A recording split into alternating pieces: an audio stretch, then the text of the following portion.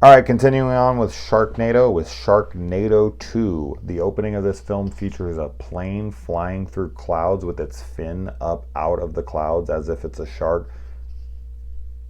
I mean, talk shit about the Sharknado movies all you want. That's some brilliance right there. That's some fucking brilliance right there. I love it. I love it. Now this one is the one where the cameos start being featured, and I think from these films on, you get a bunch of cameos. You've got the airline attendant, played by Kelly Osbourne in here, and we get an opening where Finn actually addresses his friend's deaths in the film. Oh my god. Not many films I ever see that are sequels mention this shit. Like, almost never do I see this happen. Where the person is actually distraught about their friends or family or something being killed from the previous film. Like, I've seen it, no doubt, but there's so many movies where I don't see it.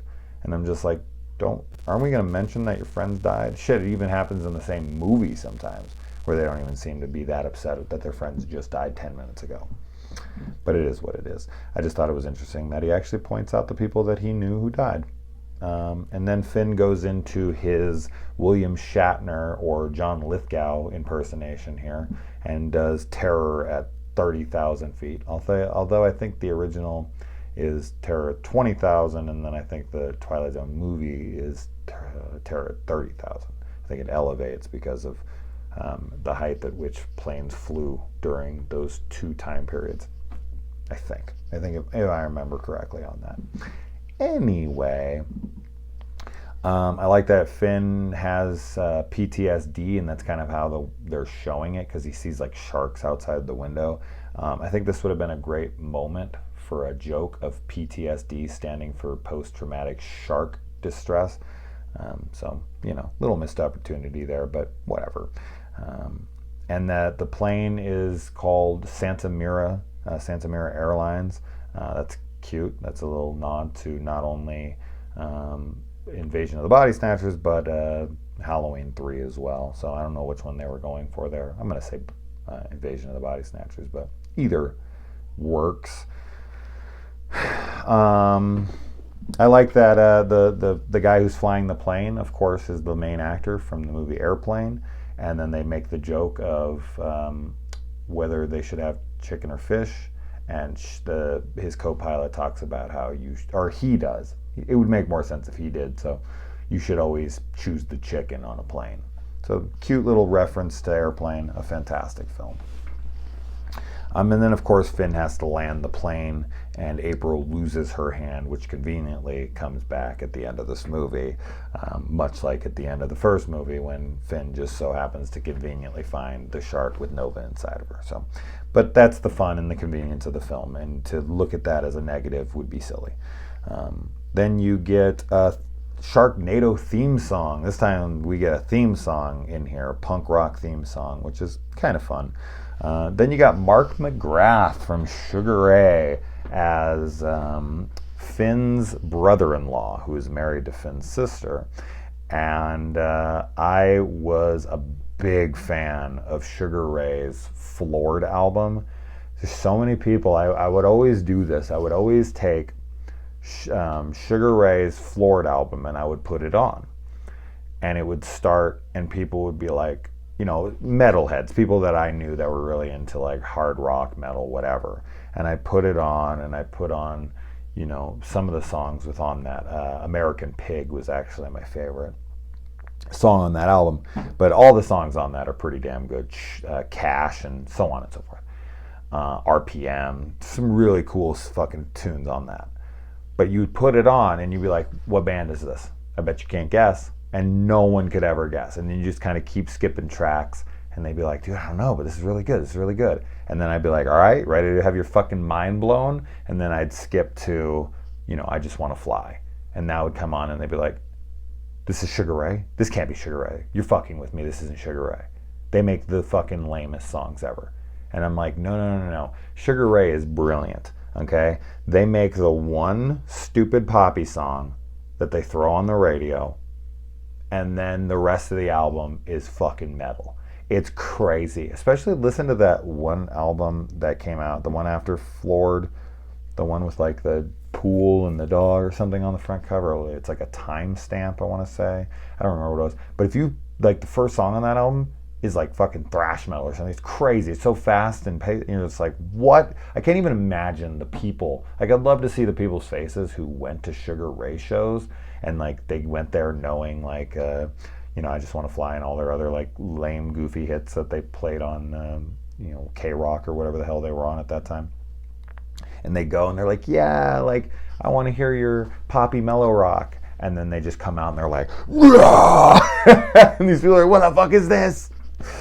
But yeah, check out fucking Sugar Ray's Floored. You will be floored. Seriously, it's crazy to me that's the album with freaking I Just Want to Fly on it. Anyways, moving on from that, you get a cameo from Andy Dick, which just seeing this guy, I'm always just reminded of like, oh yeah, Andy Dick used to be a thing. I mean, the guy just kind of made himself a joke. And I remember seeing something where they said that he had like no money to his name, or like I remember seeing like celebrities with the least amount of money, and it was like Andy Dick had like $1,000 in his bank account or something. I was like, oh man, poor fucking Andy Dick. The guy can't catch a break. And then you got a lot of talk show people in this. Holy hell. And you got them acting a ton. I mean, a good amount of the footage in this is like Al Roker and I don't know. I don't watch any of these damn shows. Isn't that Matt Lauer with him or something? And then there's the Kelly and the football player. They have their show, and they have like a lot of acting. They even kill some sharks in this and whatnot. So, yeah, I mean, how much did they pay these guys to be in their movie and like to shoot it like that? It's interesting to me. But this became a phenomenon. And they got some pretty big names to come into the movie. You get Tiffany Shepis in here, which is really cool. And she plays a decent-sized role until she's offed. You got Judd Hirsch in here, which is always great to see. Of course, anytime I see Judd Hirsch, I'm going to immediately think of him as the dad in Independence Day. That's always where my brain goes. With everything Judd Hirsch has been in, for some reason, he's always freaking Jeff Goldblum's dad in that movie. And I always think of the line where he's like, you really think they pay $10,000 for a hammer? Love that shit. Or a toilet seat. It's like $1,000 for a hammer, $10,000 for a toilet seat, I think. It's been a long time since I've seen Independence Day. And I actually never did see the sequel because everyone hated it so much. And hey, speaking of, I never even connected these. Holy shit, until right this moment. Vivica A. Fox, Independence Day. She's Will Smith's wife in that movie. So here you go, a little connection between Judd Hirsch and Vivica A. Fox. That's funny that I didn't even put that together until I just looked at her name as I was talking about Independence Day, and I'm like, oh yeah, that's where she was most famous from. I like that they talk about hard snow, and there's like snowing outside everywhere, but where they're standing, there's bright sunny skies, no sun, no snow. There's no snow on the ground anywhere in this movie, ever. The budget's low. And I think that they have another big dramatic sequence here. Where the guy who used to play for the Mets is talked to by the guy, and he goes on about how his dad used to sit up front and he wanted to hit a home run for his last thing, and he struck out, and how much it disappointed his father. It's like a really dramatic sequence, and actually it's like well written and well delivered. This is what I was talking about in the last movie. It's like these very misplaced dramatic sequences, and then he like hits a homer with the shark in the movie, which I feel like should have been placed somewhere else in the film. Like, I feel like this should have amounted to more than just this very random dramatic sequence that kind of ends in this like very small moment. I could just feel like it could have had more weight to it, but whatever. It's still a cool scene. You've got an alligator in the sewers. It's such a random sequence. Like, why isn't it a shark? Why isn't there a shark in the sewer? Like, why is it a gator? That's very odd to me that they made it that. You have Jared in a Subway eating Subway. Man, did this scene not age well. I'm not going to make any pedophilic jokes right now, though. I almost did, and then I'm like, probably shouldn't on the channel. And then you've got the rolling Liberty head coming after them like Indiana Jones. I don't know why when she's driving, she's swerving the truck down a completely uncongested straight road. The swerving is for what reason? To add dramatic tension, but it's not. Or, yeah, I can't figure that one out.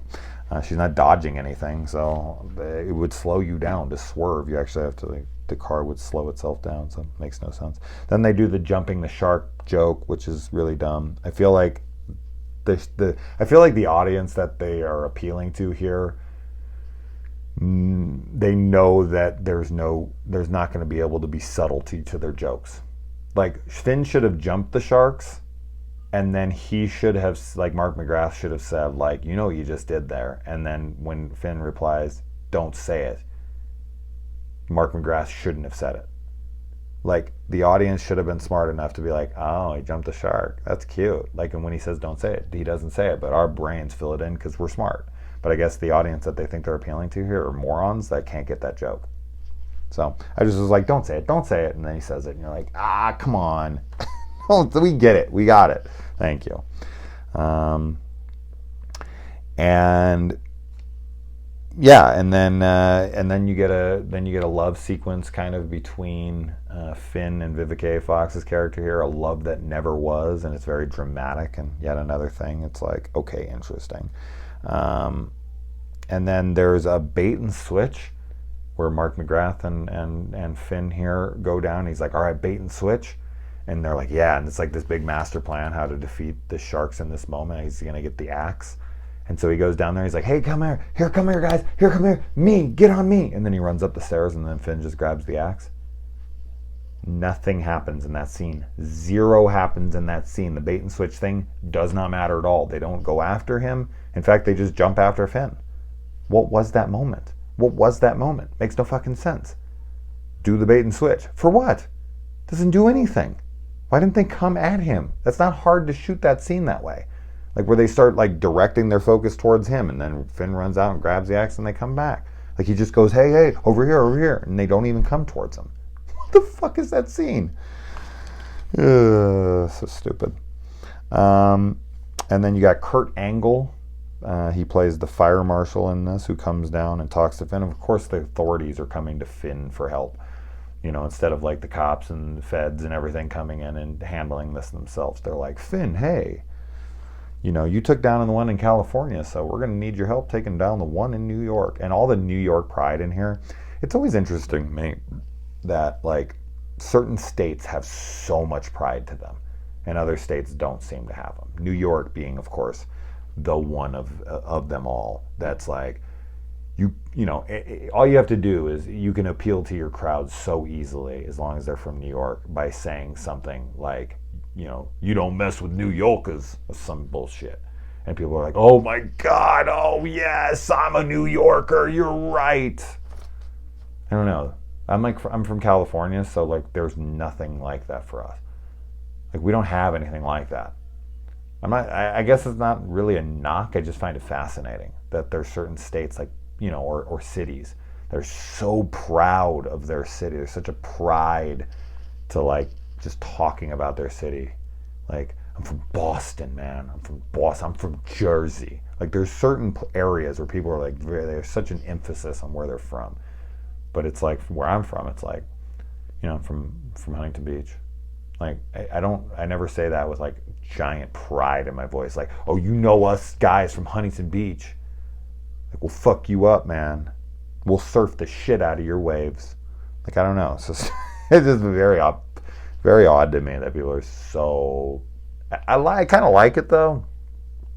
Like, in a way, like, I like the idea of community. Community is something I feel like we've lost. Like, I think that's one of the biggest issues with the world today, is we've lost a sense of community. Like, everybody just feels like it's an every man for themselves. Like, we don't go out to the market anymore. It's all, like, just delivered to our house. So, like, there's no necessity for community anymore. So our neighbors are foreign to us. When someone knocks on the door, we're like, who the fuck is here? Oh my God, make it go away. I don't like it.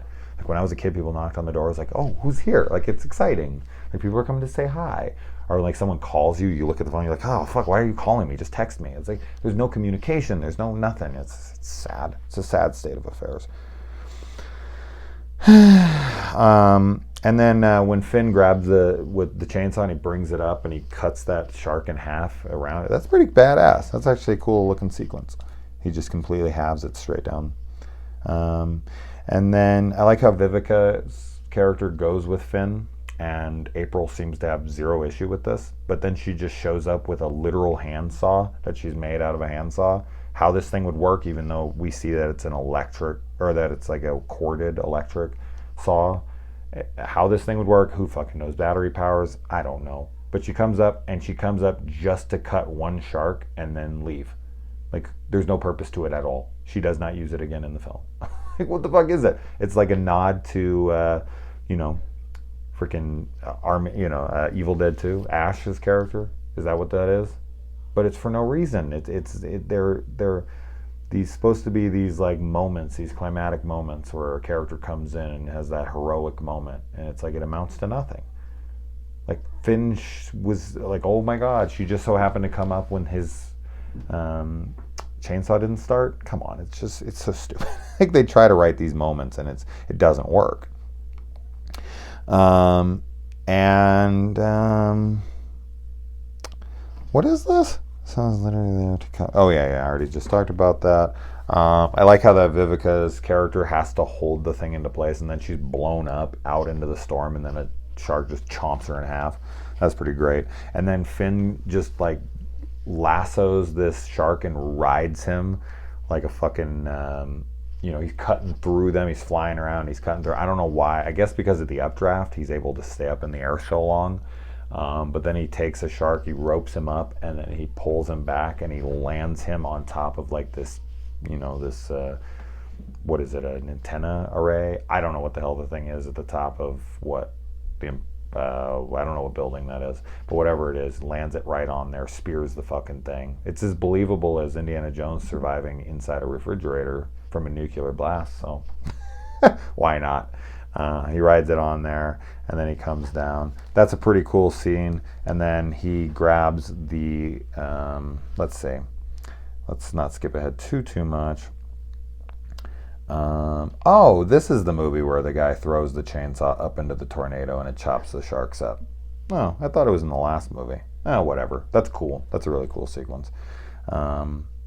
And then he grabs, of course, he finds this shark with her hand in it and grabs her hand out of it, takes the ring off of her finger from her other hand and proposes to her right then, and somehow